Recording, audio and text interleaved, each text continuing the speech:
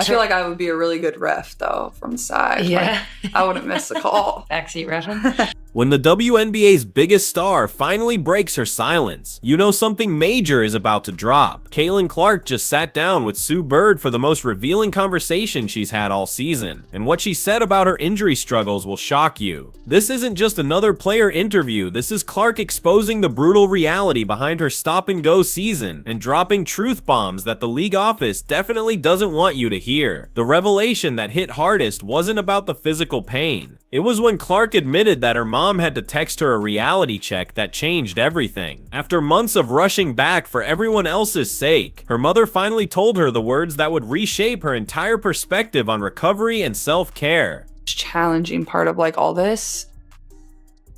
So obviously I have the first injury and I sit out 4 games and then I come back and I play really well. Yeah. And I feel really good. And like even this beginning of the year, like I played great. Like I started the year really good. Like I felt really great. Like my numbers were great. I was shooting the ball well.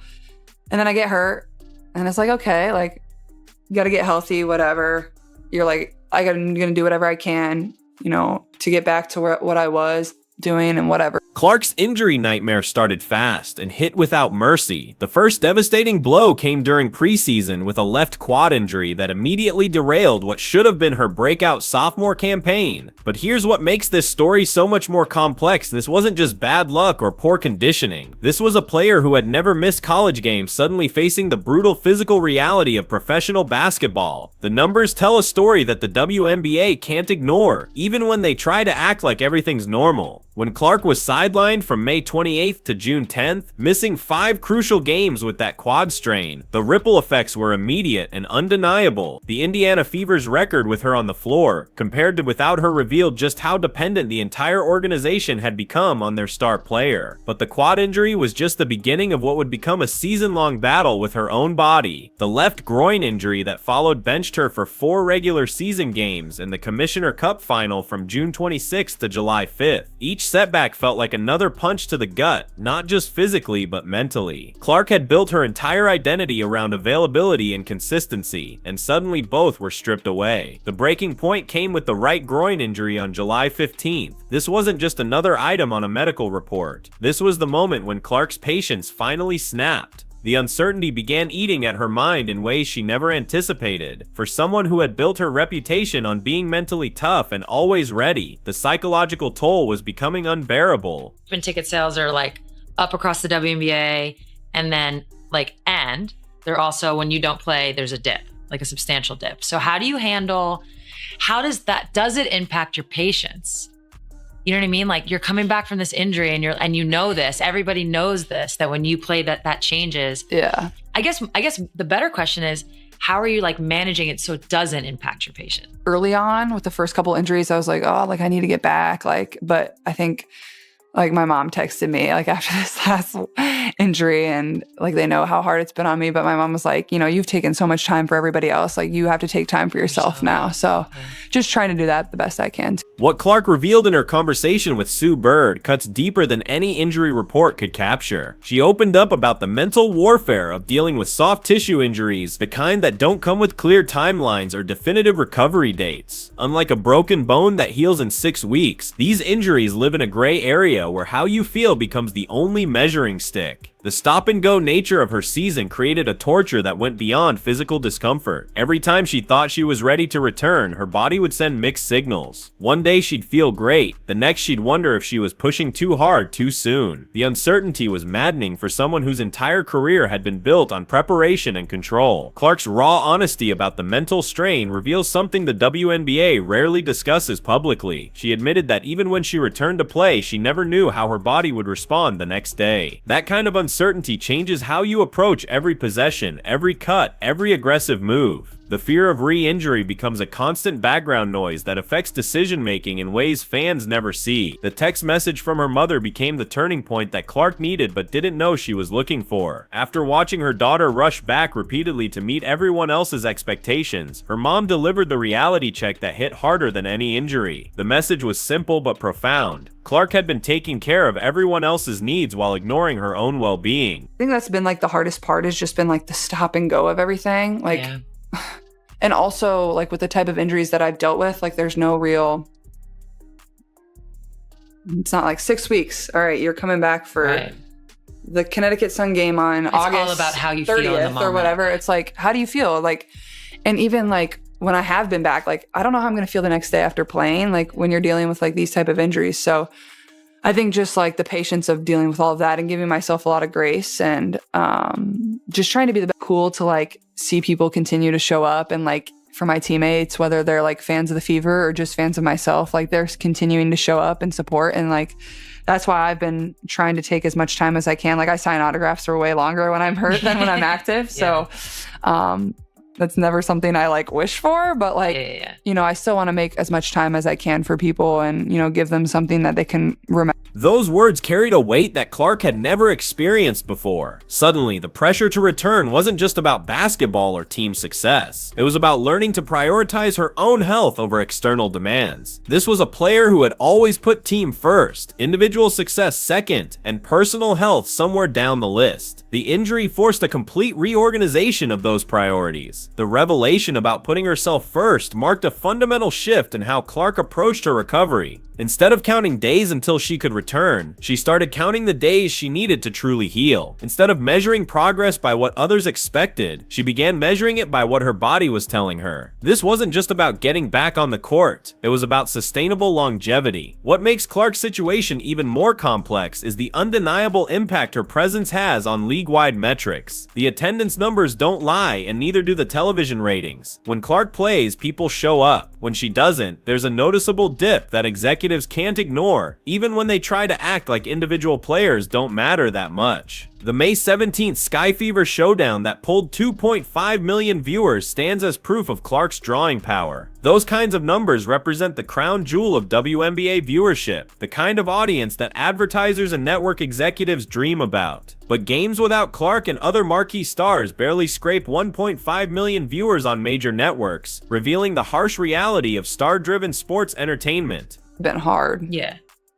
Well, like, I'm going to go to every road game no matter what, like whether I'm playing or not. Like, and it's hard because obviously I do feel this like responsibility of like being out there and playing and like, not that I like think there's like a fear of any of this ever going away. Like that doesn't happen when like LeBron or Steph get hurt. Like they're always going to be there. No, like, you know, yeah, exactly. So, but like you do want to play, like you want to give people something to cheer about or scream about, or, you know, people spend so much time and money and resources to come. I think that's also been really good for me too, is like when I do go out before games and like sign autographs and like see all the young kids or fans or whoever's come to the games, like it just like gives me a really good perspective on everything and maybe gives me a little bit of motivation and just being thankful for everything that I have. Like, and very thankful for like my fans and just the fans of the WNBA of like how they can constantly continue to support and truly just want the best for me too at the end of the day. Like, you know, I think that the Fever's 8-5 record with Clark, compared to their struggles without her, tells the story that no amount of PR spin can hide. This isn't just about individual statistics or highlight plays. Clark's presence changes how defenses approach the entire team, how teammates move without the ball, and how opposing coaches game plan. Her absence forces everyone else into roles they might not be ready for. During some stretches of her absence, the Fever had only 9 players suited up as injuries ravaged the roster. League rules on hardship signings tied the organization's hands, creating a perfect storm of unavailable talent and limited options. For Clark, watching from the sideline during these moments opened her eyes to struggles her teammates had been quietly enduring all along. The experience gave Clark a deeper appreciation for every player who had battled through injuries before her. She gained perspective on the mental toughness required not just to play hurt, but to watch from the bench while your team struggles. The guilt of not being available when your teammates need you becomes its own form of torture that only injured players truly understand. Clark's candid discussion with Sue Bird revealed layers of the injury experience that most fans never consider. The physical rehabilitation is just one component of a much larger puzzle that includes mental health, team dynamics, media pressure, and external expectations. Each element feeds into the others, creating a complex web that can either support recovery or make it more difficult. But perhaps the most explosive moment of the entire interview came when Sue Bird asked about Clark's sideline behavior during games she missed. Clark's response wasn't what anyone expected, and it sent shockwaves through the WNBA community. Instead of talking about supporting teammates or studying game film, she admitted to coaching the referees from the bench. I think just how much I was getting pressured. Like, it was just like constant full court. And also, I think as the season went on, like, that chilled out as much. Like, it's hard to like want to do that an entire season. Like, teams like, you don't want to pick up 94 feet the entire season. Like, that's just hard. The way Clark delivered her referee commentary revealed something that had been building all season. She smirked before dropping the bombshell that she thought she'd make a good referee because she wouldn't miss calls. Those words weren't just casual conversation. They were a direct challenge to the league's officiating standards at a time when referee criticism had already reached a boiling point. Clark's timing was perfect and probably intentional. Her comment landed right in the middle of one of the most controversial officiating seasons the WNBA had seen in years. Players and coaches had been speaking out, some even getting fined for questioning referee decisions. For the league's biggest draw, to add her voice to that chorus meant the criticism couldn't be dismissed as sour grapes from struggling teams. The conviction behind Clark's words made it clear this wasn't heat of the moment frustration. This was calculated observation from someone who had studied the game intensively. Her basketball IQ gave weight to her criticism. She understood positioning, contact, and rule interpretation better than most players on the court. From the sideline, she had watched patterns emerge in how games were officiated. Clark's willingness to publicly question officiating represented more than just personal frustration. It was part of a larger wave of player advocacy that had been building throughout the season. By adding her voice to the conversation, she was amplifying concerns that had been whispered in locker rooms but rarely discussed in public forums. Been a huge part of this year. Like, it's just been so challenging, like being active and playing 4 games and then not, and like not feeling the best, and then like frustrated of like how hard I worked in the off season, and then like all I do is rehab and like continue to do this process and just like trying to trust that the best I can. And obviously there's really frustrating. The league's response to Clark's referee comments was telling in its absence. No public statements, no clarifications, no acknowledgement that their biggest star had just questioned the integrity of game officiating. But behind closed doors, sources suggested the temperature was rising as executives debated how to handle their most valuable player becoming their most vocal critic. Some league officials reportedly wanted to quietly address Clark's comments through back channels, reminding her to keep certain opinions private. Others warned that trying to silence her would only create bigger problems. Clark wasn't known for backing down from confrontation, and attempting to muzzle her criticism could easily backfire in spectacular fashion. The referee union's reaction was predictably defensive, with officials reportedly feeling personally attacked by Clark's suggestion that she could do their job better. But even within league circles, there were quiet admissions that her critique wasn't entirely baseless. Data was already showing inconsistencies in foul calls across different markets and matchups. Social media exploded in the hours following Clark's interview, with clips of her referee comments going viral across multiple platforms. Hashtags supporting her position started trending, and every questionable call in subsequent games became fuel for the debate she had ignited. Whether the league liked it or not, Clark had become the unofficial spokesperson for officiating reform. When Clark finally returned to game action, the entire basketball world was watching not just her performance, but how the referees would respond to her public criticism. The tension was palpable from the opening tip, with every whistle or non-call scrutinized through the lens of her previous comments. Cameras captured her facial expressions after contact, looking for signs of vindication or frustration. Days where like it's a little bit easier and like you're very, very motivated and like you're close to the finish line of getting back and being back. And then like, it's not like I have a training camp to like build up to like playing my first game again. It's like, no, like you're tossed into game 30, like go try to play well. Like it's hard. Like it really is. And I think it has given me really good perspective on like what a lot of my teammates and people that I've,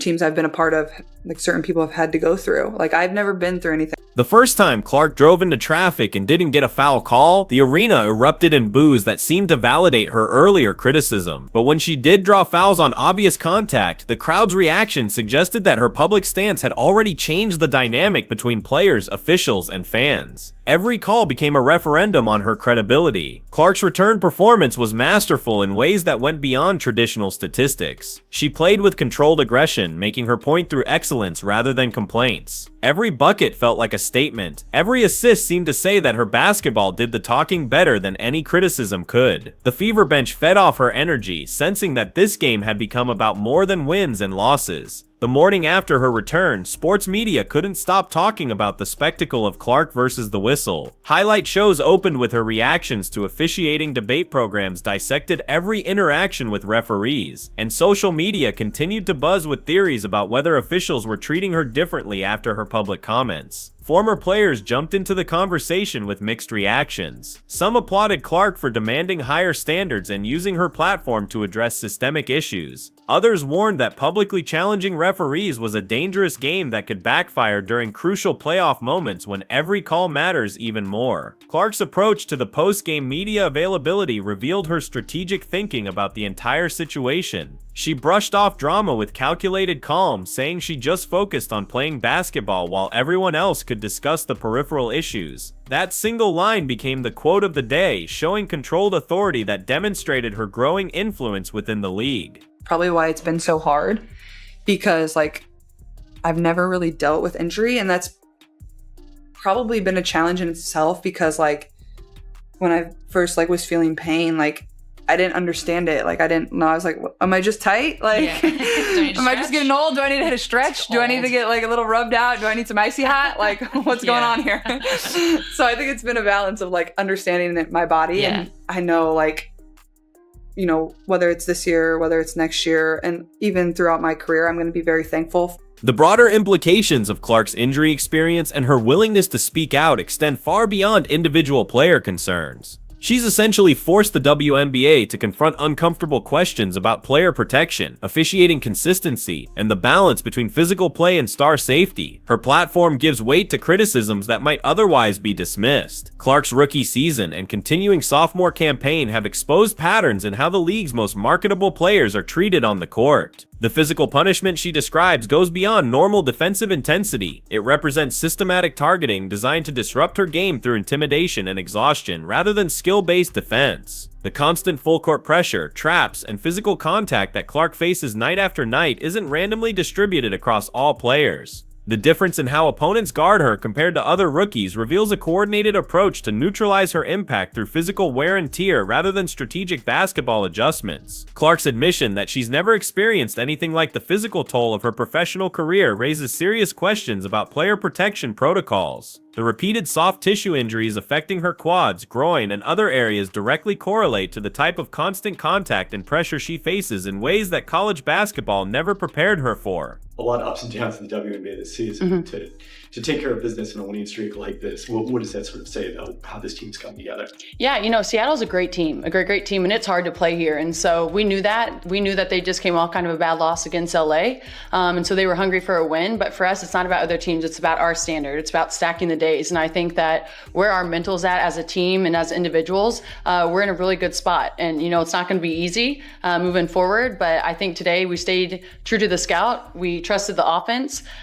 Kelsey has been having a hell of a season. She was a little bit off, but she facilitated for us offensively down the stretch. And it just shows that everyone has something to give, even if your scoring's not going to be there. But I don't know, I'm just proud of our team, and I'm proud that the league's response to Clark's injury struggles and public criticism will likely define how they handle star player concerns going forward. If they continue treating her voice as just another opinion, they risk alienating their most valuable asset. If they overreact and appear to give her special treatment, they face criticism about fairness and competitive balance. What makes Clark's situation particularly complex is her unique position as both the league's biggest draw and one of its most outspoken advocates for change. She's not just asking for personal accommodations. She's demanding systemic improvements that would benefit all players. Her injury experience has given her credibility to speak on issues that go far beyond individual concerns. The timing of Clark's most revealing interview couldn't be more significant. As the WNBA approaches crucial playoff positioning and prepares for its most watched postseason in years, having their marquee player publicly questioning league operations creates both risk and opportunity. Her criticism could drive meaningful reforms or create lasting tension between players and management. Clark's willingness to prioritize her own health over external expectations represents a fundamental shift in athlete advocacy. By openly discussing the pressure to return before being fully ready, she's giving other players permission to make similar choices about their own well-being. This could reshape how the entire league approaches injury management and player autonomy. The mother's text message that changed Clark's perspective reveals the human side of professional athletics that fans rarely see. Behind the statistics and highlight reels, players deal with family concerns, personal guilt, and the weight of others' expectations. Clark's openness about these pressures makes her more relatable while highlighting systemic issues within professional sports. As Clark continues her recovery and return to full strength, the basketball world will be watching not just her performance, but how the league responds to her advocacy. Will officiating improve? Will player protection become a higher priority? Will the WNBA embrace the conversation she started or try to minimize its impact? The answers to those questions will determine whether Clark's injury experience becomes a catalyst for positive change, or simply another chapter in the ongoing tension between player welfare and entertainment value. Either way, her willingness to speak truth to power has already changed the conversation in ways that can't be undone. What's clear is that Caitlin Clark isn't just the WNBA's biggest star, where she's becoming its most influential voice for change. Her injury experience gave her perspective, her platform gives her power, and her willingness to use both makes her the most important player in league history, regardless of what happens on the court.